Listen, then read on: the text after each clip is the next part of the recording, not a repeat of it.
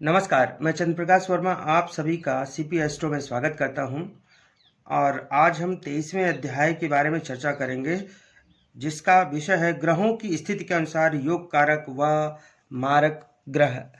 पहले के अध्यायों में हमने देखा कि हमने मेष राशि से लेकर मीन राशि तक किसी भी कुंडली में राशियों की स्थिति के अनुसार योग कारक व मारक ग्रह निकाले। लेकिन अगर कोई ग्रह भले ही योग कारक है, अगर वह किसी खराब घर में बैठ जाता है तो वह मारक हो जाता है। इसीलिए हम सबसे पहले तो राशियों के अनुसार योग कारक व मारक निकालेंगे ही, साथ ही साथ हम ये देखते हैं किसी भी कुंडली में कि वह ग्रह बैठा कहाँ है। इस तरह से हम एक्चुअल योग कारक व मारक ग्रह निकाल सकते हैं। कोई भी ग्रह राशियों के हिसाब से भले ही योग कारक हो, लेकिन कुंडली में उसकी स्थिति उसको मारक बना सकती है। आज हम इसी के बारे में चर्चा करने जा रहे हैं। कोई भी ग्रह अगर त्रिक भाव में बैठा हुआ है, 6, 8, 12 में बैठा हुआ है, तो हम मारक हो जाता है, भले ही लग्नेश ही क्यों ना हो। लग्न के स्वामी भी अगर त्रिक भाव में बैठ जाएं तो वह मारक हो जाएंगे। इस कुंडली को देख लीजिए। माना कि यहाँ पे देखिए, लग्न में 5 नंबर राशि है, सिंह राशि है, सूर्यदेव की राशि है। और सूर्यदेव 6, 8, 12 में कहीं भी बैठ जाएं, चाहे सूर्यदेव यहाँ पे बैठ जाएं या यहाँ पे बैठ जाएं या फिर 12वें भाव में बैठ जाएं। ये त्रिक भाव है, अशुभ भाव है। तो ऐसे तो राशि के हिसाब से देखा जाए तो लग्नेश सूर्य योग कारक है, लेकिन चूंकि वो गलत घर में बैठ गए हैं, 6, 8, 12 में बैठ गए, त्रिक भाव में बैठ गए हैं, जो कि अशुभ भाव है, इसलिए यहाँ पर सूर्यदेव मारक हो जाएंगे। मंगल देव भी अब हम मान लेते हैं कि यहाँ पे देखिए चतुर्थ भाव में 8 नंबर राशि है, वृश्चिक राशि मंगल देव की है। और यहाँ त्रिकोण है, 9वां भाव है, 1 नंबर राशि मेष राशि। ये दोनों मंगल देव की राशियाँ हैं। राशि के अनुसार तो ये योग कारक होंगे। ये भी त्रिकोण का घर है, बहुत बढ़िया। ये भी मात्र भाव है, बहुत बढ़िया। दोनों अच्छे घर हैं, तो मंगल देव यहाँ पे योग कारक होने चाहिए। लेकिन अब मान लिया मंगल देव त्रिक भाव में कहीं बैठ जाएं, यहाँ पे बैठ जाएं या फिर यहाँ पे बैठ जाएं, या फिर ये षष्ठम भाव, ये भी त्रिक भाव है, यहाँ पे बैठ जाएं, तो खराब घर में बैठ गए हैं। इसलिए योग कारक होते हुए भी त्रिक भाव में होने की वजह से यहाँ पर मंगल देव भी मारक हो जाएंगे। इसी तरह आप अन्य ग्रहों के बारे में भी समझिए।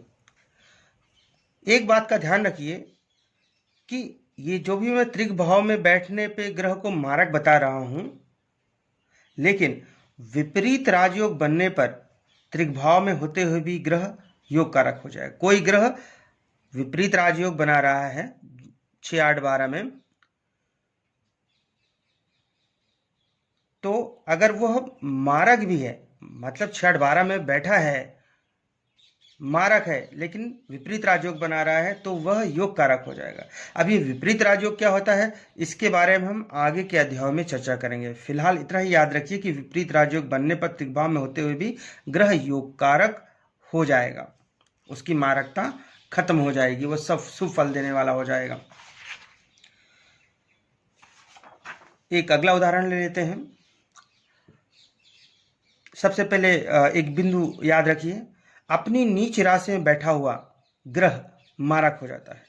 कोई भी ग्रह अगर अपनी नीच राशि में है तो विद्वानों के मतानुसार वह ग्रह मारक हो जाता है।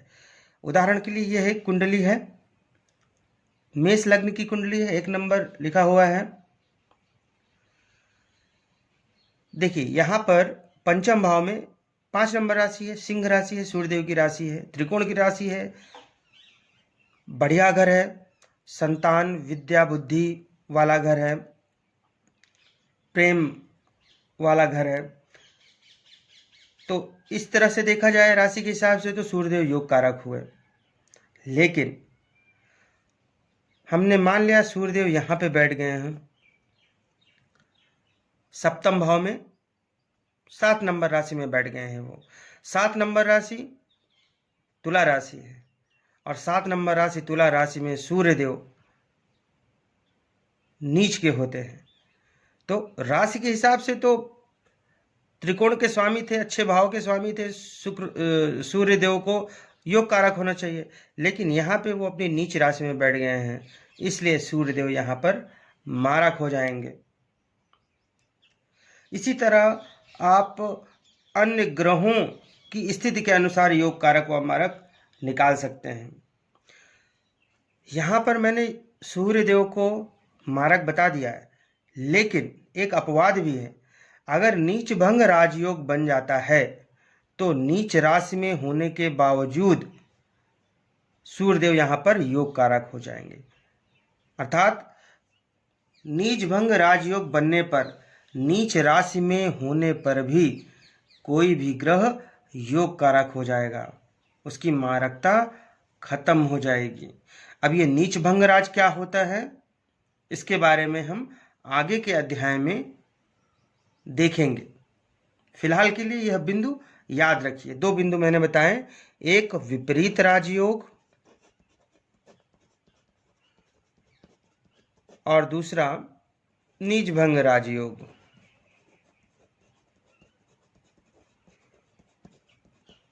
इन दोनों के बनने पर मारक ग्रह भी योग कारक हो जाता है।